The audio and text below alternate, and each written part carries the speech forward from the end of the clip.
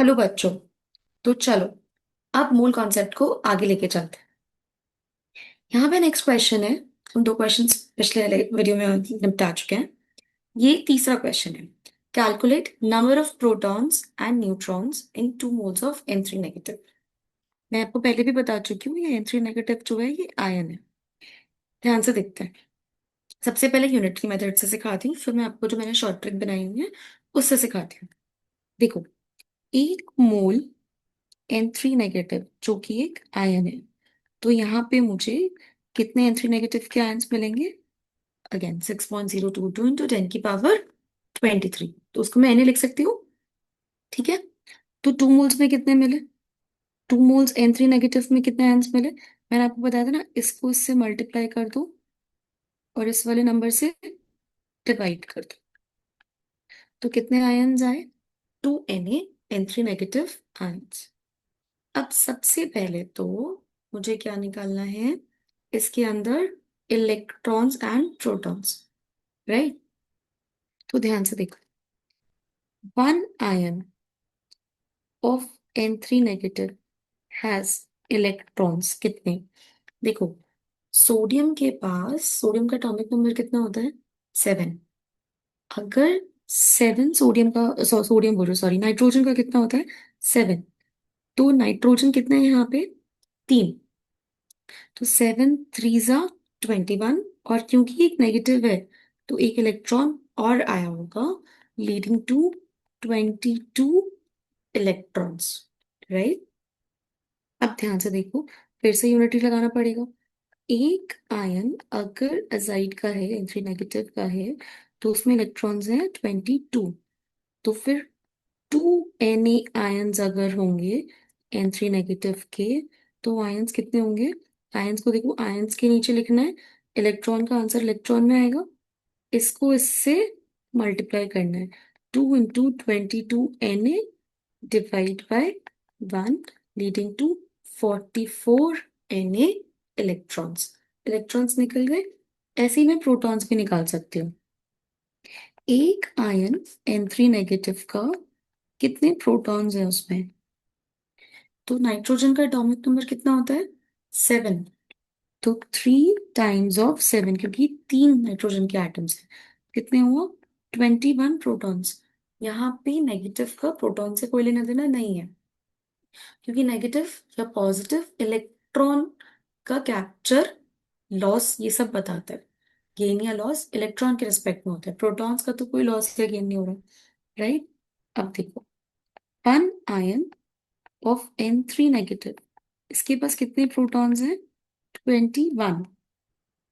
तो 2 Na ions अगर होंगे N3 नेगेटिव के, तो उसके पास कितने होंगे? 21 इंटू 2 Na प्रोटॉन्स। कितना आया? 42 Na मैंने Na के रिस्पेक्ट में निकाले, Na के टर्म्स में निकाले। आप इसे एक्चुअल भी निकाल सकते हैं। चलिए, अब मैं आपको इसकी शॉर्ट ट्रिक बताती हूँ। तो शॉर्ट ट्रिक अपने पास ऐसी है कि अपन को अगर नंबर ऑफ इलेक्ट्रॉन्स, प्रोटॉन्स या न्यूट्रॉन्स निकालने हैं, तो अपन को क्या करना है? उसके मॉलिक्यूल्स या आयंस कितने हैं, उसको मल्टीप्लाई करना है उसके एक मॉलिक्यूल या आयन में कितने इलेक्ट्रॉन, प्रोटॉन या न्यूट्रॉन है। अच्छा, नंबर ऑफ मॉलिक्यूल्स निकालने का तो एक और तरीका होता है ना, number of moles into Na। बाकी का ये वाला बंदा तो सेम यही है। ठीक है, तो इसको यूज करके सिखाओ। चलो, नंबर ऑफ इलेक्ट्रॉन निकालते हैं इन N3 नेगेटिव। देखो, वापस क्वेश्चन को देखो, उसने क्या दिया है? 2 मोल्स ऑफ N3 नेगेटिव। कितना दिया है? 2 मोल्स ऑफ N3 नेगेटिव। तो देखो, मोल्स के रिस्पेक्ट में निकालती है, मोल्स वाला फॉर्मूला है ना, इसके रिस्पेक्ट में निकाली। तो 2 into Na into N3 negative के एक आयन में कितने इलेक्ट्रॉन्स थे? देखो, आपने यहाँ पे कैलकुलेट भी किया है, ये तो करना ही पड़ेगा कैलकुलेट। एक आयन अगर N3 नेगेटिव है, तो उसमें कितने इलेक्ट्रॉन्स निकाले? 22। तो वो यहाँ लिख दीजिए, आंसर आ जाएगा 44 Na।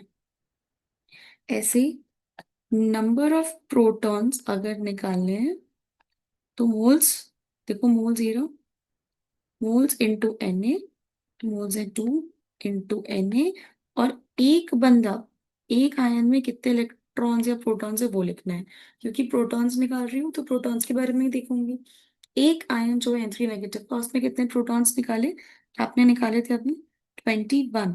तो आंसर कितना आया? 42 Na। तो या तो आप यूनिटरी मेथड से कर लो, या तो आप इन फॉर्मूले से कर ले, दोनों से ही आंसर जल्दी आ जाएगा। तो आपको जिससे इजी लग रहा है आप उससे करिए। चलिए मूल कॉन्सेप्ट को आगे लेके चलते हैं। इन टर्म्स ऑफ मास, अभी हम इन टर्म्स ऑफ नंबर्स बातें कर रहे थे सारी, अब हम इन टर्म्स ऑफ मास करते हैं। ठीक है। एक वर्ड यूज होता है, मोलर मास। मोलर मास का मतलब है किसी बंदे के एक मोल का कितना मास है। अब वही वाली बात है यार, एक मोल का मतलब क्या है कि उस बंदे के कितने लोगों, 6 × 10⁻23 इंटू 10 की पावर, सॉरी 6.022 इंटू 10 की पावर 23। राइट। अब जैसे कार्बन 12 है, तो कार्बन 12 का मास कितना है? 12 ग्राम पर मोल, ये इसका मोलर मास है। सोडियम के एक मोल का मास कितना है? 23। H2 के एक मोल का मास कितना है? 2। हम आपने कैसे निकाला ये? आपको तो मुझसे पूछना चाहिए, आपने कैसे निकाला? सुनो, कार्बन का मास कितना माना था आपने? 12 AMU माना था ना एटम का। AMU को हटा के हमने ग्राम कर दिया। सोडियम का कितना था? 23। AMU को हटा के ग्राम कर दिया। H2 के एक एटम का मास होता है 1, तो दो का कितना हुआ? 2। AMU को हटा के ग्राम कर दिया। ऐसे कैसे आपने डायरेक्ट ग्राम कर दिया? ऐसे कैसे हो सकता है? तो उसका एक्सप्लेनेशन भी मैंने दिया है, ध्यान से देखो। एक मोल अगर मैं Na लेती हूँ, तो Na एटम्स है, कितने एटम्स होंगे इसमें? 6.022 इंटू 10 की पावर 23। राइट। एक एटम Na का मास कितना निकाला था आपने? 23 AMU। अगर एक एटम का इतना है, तो एक मोल में जितने एटम्स है उनका कितना होगा? इसको इससे मल्टीप्लाई, इससे डिवाइड, आ गया AMU में आंसर। राइट। मतलब आपको एक मोल एटम का मास मिल गया है ना AMU में। अब सुनो, एक AMU की वैल्यू होती है ये, मैंने आपको बताया था पिछले लेक्चर में। अगर एक AMU की इतनी है, तो इतने AMU की कितनी होगी? इसको इससे मल्टीप्लाई कर दो, इससे डिवाइड। जैसे ही आप करेंगे आप देखना, इस वाला, ये तो आपस में एक रेसिप्रोकल भी थे, मैंने लास्ट लेक्चर में बताया है। अगर रेसिप्रोकल है तो इनको मल्टीप्लाई करके कितनी वैल्यू आएगी? 1। तो आंसर सीधे सीधे किस में आ गया फिर आपका? ग्राम में। इसीलिए हम डायरेक्टली AMU को क्या कर देते हैं? ग्राम्स में लिख देते हैं। यही उसका एक्सप्लेनेशन है। पर हमें ये एक्सप्लेनेशन बार बार नहीं रिकॉल करने की जरूरत, हम डायरेक्ट क्वेश्चंस को सॉल्व कर सकते हैं। चलिए आगे बढ़ते हैं। अब मुझसे कोई पूछ रहा है एक मोल H2O में मास कितना होगा? तो देखो 2 टाइम्स ऑफ 1, क्योंकि हाइड्रोजन का मास 1 होता है, प्लस 16 ऑक्सीजन का, तो कितना आया? 18 ग्राम। अब मैं सीधे ग्राम लिख सकती हूँ। अगर एक मॉलिक्यूल H2 को पूछता तो मैं 18U या 18 AMU लिखती, पर क्योंकि मोल पूछ रहा था मैं डायरेक्ट ग्राम्स में लिख सकती हूँ। 1 मोल ऑफ CO2, तो कार्बन का 12, 2 times of 16, it will give me 44 gram. Molecule पूछता तो मैं AMU में लिखती, मोल पूछ रहा है तो ग्राम में लिखूंगी। यहाँ से एक फॉर्मूला मैं आपके लिए लिख रही हूँ। नंबर ऑफ मोल्स निकालने का फॉर्मूला होता है गिवन मास उस बंदे का डिवाइड बाय उसका मोलर मास। ठीक है। चलिए इसको यूज करते हैं क्वेश्चंस में, हमें तभी समझ में आएगी ये चीजें। Calculate the number of moles in 36 gram of H2O। मुझे मोल्स बताने हैं 36 ग्राम ऑफ H2O में। देखो, 1 मोल H2O का मास कितना है? 2 टाइम्स ऑफ 1। ऑक्सीजन का 16 कितना है? 18 ग्राम। तो इसका मतलब 18 ग्राम मतलब 1 मोल H2O। क्योंकि मुझे मास के नीचे मास लिखना है, ग्राम के नीचे ग्राम, मोल का आंसर मोल में आएगा। क्या करना है? इसको इससे मल्टीप्लाई और इससे डिवाइड, कितना है? 2 मोल H2O। ये यूनिटरी मेथड से आ गया। फॉर्मूले से कैसे करेंगे? कैसे निकालते हैं नंबर ऑफ मोल्स? ऊपर देखो formula, given mass upon molar mass. Given mass कितना दे रखा है क्वेश्चन में? 36। पानी का मोलर मास कितना है? 18, तो कितना आया सीधे सीधे? 2। आप ऐसे भी कर सकते हैं। ठीक है। अब कुछ इंपॉर्टेंट टर्म्स हैं जिन्हें हमें जानना बहुत जरूरी है, जो हमें क्वेश्चंस में बहुत बार मिलने वाली है। 1 ग्राम एटम जब भी दे आपको वो, कभी भी ऐसा मत समझना कि एटम 1 ग्राम है, नहीं। 1 ग्राम एटम का मतलब है 1 मोल एटम। और एक मोल एटम में कितने एटम्स होते हैं किसी भी बंदे के? N atoms. एक ग्राम मॉलिक्यूल जो वर्ड है वो जब यूज होगा तो वो किसके लिए यूज होगा? एक मोल मॉलिक्यूल्स के लिए। और एक मोल मॉलिक्यूल्स में कितने मॉलिक्यूल्स होते हैं उस बंदे के? एन। एक ग्राम आयन का मतलब है एक मोल आयन। और एक मोल आयन में कितने आयन्स होते हैं? एन। अब यहां से एक चीज देखो, एक डेफिनेशन है, ग्राम एटॉमिक मास या फिर मास ऑफ 1 ग्राम एटम इसको बोलते हैं। यार एक बात बताओ, ग्राम एटॉमिक मास क्या है? या 1 ग्राम एटम क्या है? एक मोल एटम। तो एक मोल एटम का जो मास है उसी को आप क्या बोल रहे हो? Gram atomic mass. है ना, एक मोल एटम का मास जो होता है। तो ग्राम एटॉमिक मास क्या हुआ? 1 ग्राम एटम का मास या फिर एक मोल एटम का मास। और एक मोल एटम मतलब एन एटम का मास। ठीक है। और यूनिट क्या होगी इसकी? अगेन जी। देखो जैसे हाइड्रोजन के एटम का मास क्या है, एटॉमिक मास क्या है? 1 AMU, एएमयू एटम का मास। लेकिन जब मैं बोल रही हूँ gram atomic mass, gram atomic मतलब एक मोल का मास, तो मोल बोलते ही यूनिट बदल गई ग्राम में आके।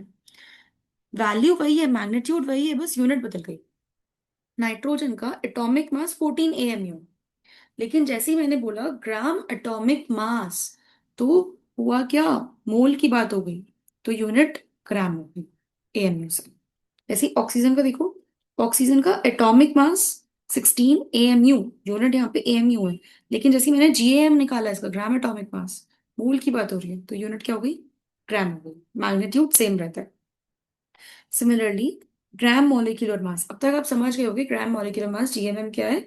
1 ग्राम मॉलिक्यूल या 1 मोल मॉलिक्यूल का मास। 1 ग्राम मॉलिक्यूल या 1 मोल मॉलिक्यूल का मास, 1 मोल मॉलिक्यूल्स मतलब उसके एन ए मॉलिक्यूल्स का मास। तो यहाँ पे भी सेम वही वाला फंडा है। H2O, इसका मॉलिक्यूलर मास एएमयू में होगा कितना? 18। लेकिन जैसे ही मैं इसका जीएमएम में निकालूंगी, जीएमएम मतलब 1 मोल का मास, तो यूनिट क्या हो जाएगी? ग्राम। मैग्नीट्यूड सेम रहेगा, यूनिट ग्राम। CH4, CH4 का मास निकालो, कार्बन का 12, हाइड्रोजन का 1, लेकिन 4 है तो 12 + 4 16। यूनिट यहाँ पे एएमयू है जब मैं मॉलिक्यूलर मास की बात कर रही हूँ। लेकिन जैसे ही मैं एक मोल की बात करूंगी, ग्राम मॉलिक्यूल की बात करूंगी, तो यूनिट क्या हो जाएगी इसकी? ग्राम।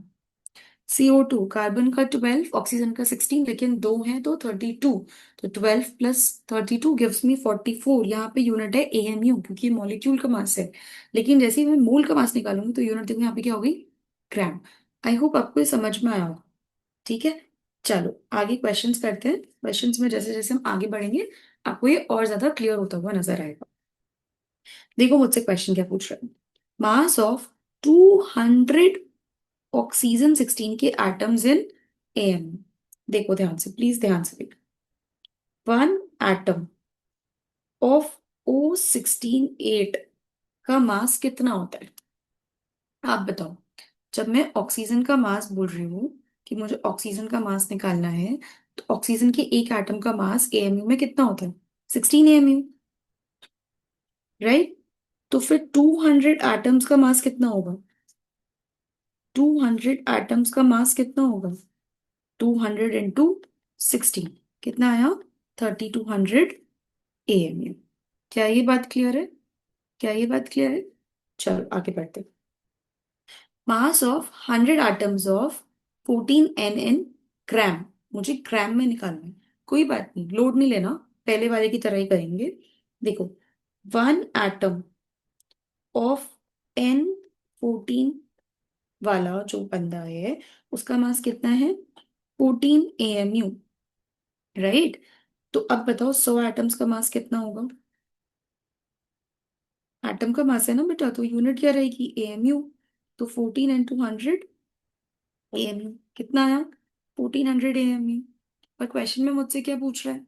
ग्राम में बताना है। क्वेश्चन में क्या पूछ रहा है वो? ग्राम में बताना है। तो देखो 1 AMU की वैल्यू कितनी होती है? 1.66 × 10⁻⁻24। तो 1400 AMU की वैल्यू कितनी हुई? कुछ नहीं, बस इसको इससे मल्टीप्लाई कर दो, खत्म। आ गया आंसर आपका ग्राम में। ये अप्रोक्सीमेटली जब आप मल्टीप्लाई करेंगे तो 2.324 × 10⁻⁻21 ग्राम आएगा। आई होप ये क्लियर है। चलें आगे। चलो सी पार्ट देखते हैं। सी पार्ट में क्या बोल रहा है? Number of molecules and atoms in 54 gram H2O। अरे वाह, अच्छा क्वेश्चन है। एटम और मॉलिक्यूल पूछ रहा है 54 ग्राम H2O में। तो सबसे पहले मैं number of moles of H2O निकालूंगी। कैसे निकालते हैं? Given mass upon molar mass. Given mass कितना है? 54। मोलर मास कितना है? 18 पानी का। कितने मोल्स है? 3।